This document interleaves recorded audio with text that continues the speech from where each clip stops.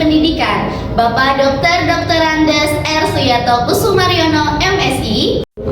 Halo teman-teman, perkenalkan kami dari kelompok 2. Saya Nura Jijah. Saya Agni Intisyam. Saya Aisiti Masnuro. Saya Nasana Tadiala Fatur Rahman. Saya Dila Fadila Sadia. Saya Alina Almadila. Teman-teman, sebelum teman-teman lanjut nonton video ini, teman-teman jangan lupa harus like, comment, share, and subscribe. Halo teman-teman, sebelum membahas keberagaman, kita ulas dulu nih tentang kebinekaan Indonesia. Apa sih kebinekaan Indonesia itu?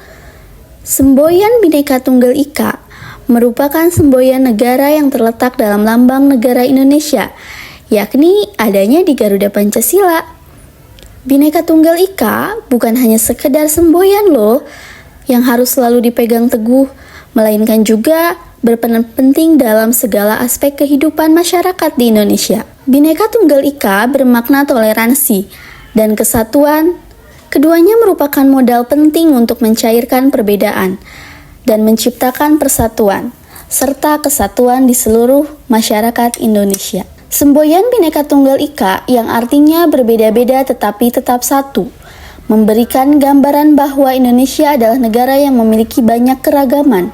Indonesia adalah negara yang memiliki banyak faktor yang membuat banyak munculnya perbedaan atau keragaman. Faktor negara kepulauan yang letak geografis Indonesia membuat Indonesia memiliki banyak perbedaan, baik agama, suku, hingga kebudayaan. Semboyan Bhinneka Tunggal Ika mempersatukan berbagai perbedaan yang ada di masyarakat Indonesia. Semboyan ini mengisyaratkan bahwa perbedaan bukanlah penghalang atau pemecah, melainkan menjadi pemersatu seluruh perbedaan yang ada. Semboyan ini juga mampu menumbuhkan rasa nasionalisme dalam diri setiap individu. Selanjutnya, kita bahas nih tentang keberagaman. Ada apa aja ya di keberagaman ini? Pertama, ada keragaman gender. Di belahan dunia manapun, pasti ada yang namanya keragaman gender. Gender merupakan perbedaan yang terlihat antara laki-laki dan perempuan apabila dilihat dari nilai dan tingkah laku. Sehingga gender terbagi menjadi dua, yaitu laki-laki dan perempuan. Dua kelompok gender ini, yaitu laki-laki dan perempuan, memiliki posisi yang setara di masyarakat. Karena setiap manusia, baik laki-laki maupun perempuan, memiliki hak yang sama di hadapan Tuhan maupun hukum. Tidak ada yang membedakan kecuali ketaatannya pada Tuhan dan pada hukum yang berlaku. Dimanapun kita berada, kita harus menerapkan kesetaraan gender. Misalnya, setiap laki-laki dan perempuan mempunyai hak yang sama dalam pekerjaan, pendidikan, baik laki-laki dan perempuan mempunyai ruang yang sama untuk berpolitik. Kita harus membangun kesetaraan gender dimanapun, agar tidak ada saling merendahkan. Yang kedua, keragaman suku. Suku di Indonesia berjumlah 1340. Ada beberapa ciri yang membedakan suku bangsa satu dengan yang lainnya. Ciri yang membedakan ada di antaranya ciri fisik, kesenian daerah, adat istiadat, batasan fisik, serta sistem kekerabatannya. Contohnya, seperti adanya suku Jawa, Betawi, Bugis, Dayak, Sasak, Batak, dan masih banyak lagi yang lainnya. Selanjutnya, yang ketiga, keragaman budaya. Budaya bermakna sangat luas. Budaya itu bisa berbentuk pemikiran, tindakan, ataupun hasil karya atau benda dari manusia. Karena Indonesia memiliki banyak keragaman seperti keragaman suku, maka itu akan menimbulkan keragaman budaya yang ada di Indonesia.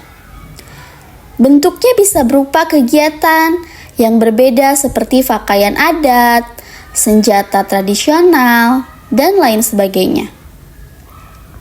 Yang keempat, ada keragaman agama. Masuknya beberapa bangsa asing ke Indonesia pada zaman dahulu membawa keberagaman agama di Indonesia. Dengan adanya semboyan Bhinneka Tunggal Ika, bisa menjadi landasan persatuan dan kesatuan, meskipun berbeda-beda kepercayaan agama. Sehingga dengan adanya keragaman ini, kita harus saling bertoleransi dan saling menghargai antara umat beragama. Oke, ini keragaman yang terakhir. Yang kelima, ada keragaman ras dan antar golongan. Kira-kira, menurut teman-teman, apakah semua orang mempunyai ciri fisik yang sama? Ya, tentu tidak. Bukan inilah yang dinamakan keragaman ras. Ras adalah pengelompokan masyarakat berdasarkan ciri fisiknya. Kita lihat nih. Apakah sekitaran kita semua orang itu sama? Ada yang beda warna kulitnya, bentuk hidungnya, mata, dan lain-lain. Beberapa contoh keberagaman antar golongan, yaitu antar golongan agama, antar golongan suku bangsa, pekerjaan, pendidikan, hobi, ekonomi, usia, dan status sosial. Kita hidup dalam keragaman, maka kita harus memahami betapa pentingnya nilai kebinekaan. Nilai kebinekaan merupakan nilai yang dijadikan sebagai pedoman untuk menentukan perilaku baik atau tidak baik dalam kehidupan masyarakat yang kaya akan perbedaan ini. Meskipun kita berbeda dan tidak sama, tetapi kita tetaplah satu bangsa, yakni bangsa Indonesia. Baik, itulah teman-teman pembelajaran kali ini tentang keragaman. Terima kasih telah menonton. Baiklah teman-teman, itu tadi video pembelajaran tentang keragaman di Indonesia dari